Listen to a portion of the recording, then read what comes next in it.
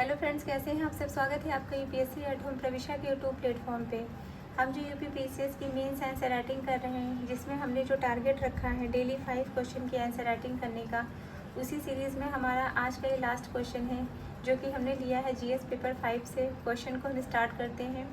Question है हमारा, बदलती हुई शिक्षा प्रणाली के आधार पर उत्तर प्रदेश की शिक्षा प्रणाली में पीपीपी मॉडल की भूमिका का वर्णन कीजिए। क्वेश्चन को एक बार फिर से देखेंगे। क्वेश्चन पूछा गया है कि बदलती हुई शिक्षा प्रणाली के आधार पर उत्तर प्रदेश की शिक्षा प्रणाली में पीपीपी मॉडल की भूमिका का वर्णन कीजिए।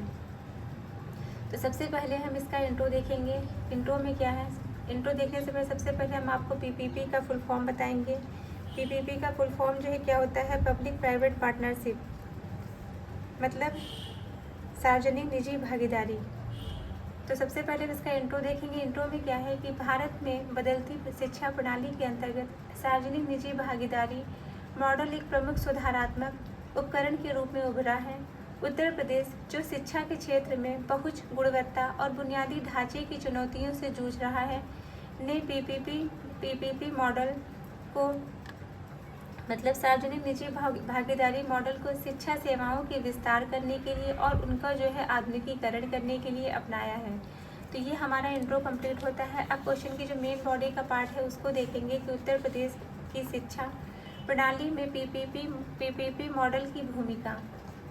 उसके अंतर्गत जो फर्स्ट पॉइंट है वो क्या है, बुनियादी ढांचे का विकास। इससे जो है क्या होगा, इससे शैक्षणिक बुनियादी ढांचे का विकास होगा उत्तर प्रदेश में, उत्तर प्रदेश की शिक्षा में।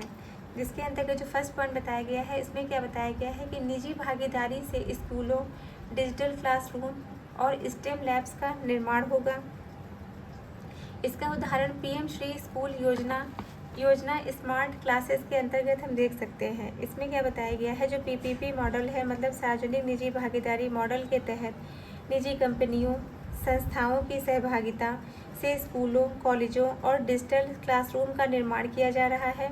इसका हम उदाहरण देख सकते हैं पीएम श्री स्कूल योजना, इसके अंतर्गत, तथा दूसरी ये स्मार्ट क्लासेस योजना के माध्यम से। इसमें क्या बताया गया है, पीएम श्री स्कूल योजना क्या है, यह भारत में स्कूलों की गुणवत्ता में सुधार करना, इसका जो उद्देश्य है क्या है, भारत के स्कूलों की गुणवत्ता में सुधार करना।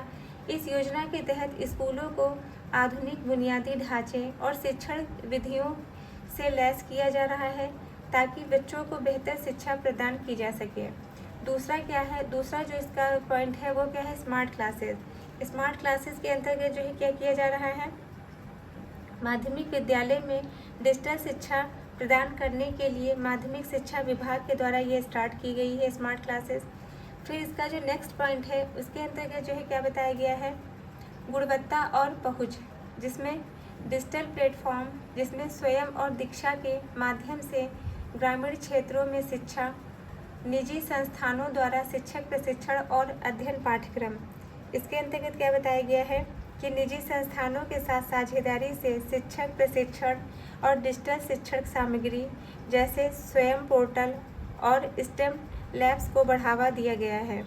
स्मार्ट क्लासरूम और ई लर्निंग प्लेटफॉर्म जैसे दीक्षा के माध्यम से ग्रामीण क्षेत्रों में शिक्षा की पहुंच सुधरी है।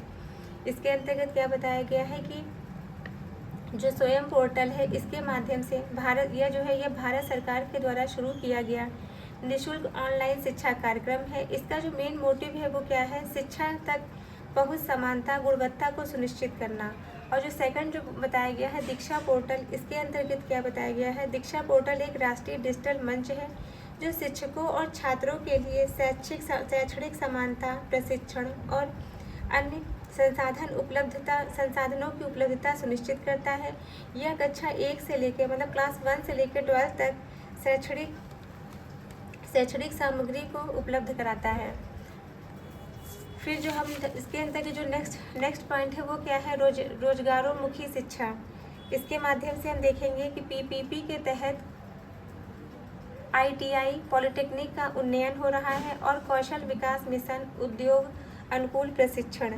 इसके अंतर्गत क्या बताया गया है, इसके अंतर्गत बताया गया है कि पीपीपी मॉडल के तहत आईटीआई, पॉलिटेक्निक और व्यावसायिक शिक्षा संस्थानों का उन्नयन हो रहा है। इसका उदाहरण हम देख सकते हैं, कौशल विकास मिशन के तहत निजी कंपनियों के साथ मिलकर युवाओं को उद्योग अनुकूल प्रशिक्षण दिया जा रहा है। इसके अंतर्गत जो कौशल विकास मिशन है उसका मेन मोटिव क्या है उसको स्टार्ट करने का, कि युवाओं को कौशल प्रशिक्षण देना ताकि वे रोजगार के लिए तैयार हो सके और अपनी आजीविका चला सके। यह योजना केंद्र सरकार और राज्य सरकारों के द्वारा संचालित, मतलब दोनों के द्वारा ही संचालित होती है। नेक्स्ट पॉइंट क्या है, समावेशिता। इसके अंतर्गत समावेशिता में क्या बताया गया है कि गरीब और वंचित वर्गों के लिए स्कॉलरशिप योजनाएं और निजी स्कूलों में आरक्षण के लिए लागू की गई हैं। इसके समक्ष जो है कौन कौन सी चुनौतियां व्याप्त हैं उसको हम देखेंगे। इसके अंतर्गत फर्स्ट पॉइंट है शिक्षा का व्यवसायीकरण और गुणवत्ता में असंतुलन। सेकंड पॉइंट क्या है, निजी संस्थानों पर नियंत्रण की कमी।